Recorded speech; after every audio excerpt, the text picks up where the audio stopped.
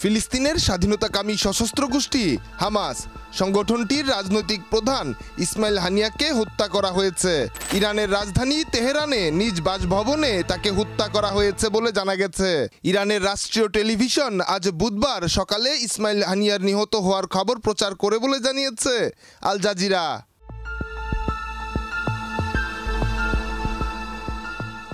ইরানের revolutionary guards নিশ্চিত করেছে যে হানিয়া এবং তার এক দেহরক্ষীকে তার বাসভবনে হত্যা করা হয়েছে।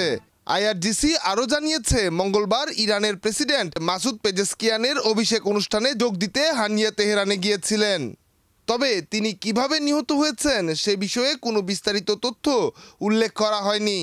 হামাস জানিয়েছে তেহরানে ইসমাইল হানিয়ার বাসভবনে বিশ্বাসঘাতক ইহুদিবাদী হামলায় নিহত হয়েছেন হামাসের রাজনৈতিক প্রধান ইসমাইল হানিয়াক। ডেস্ক রিপোর্ট, দেশ রূপান্তর।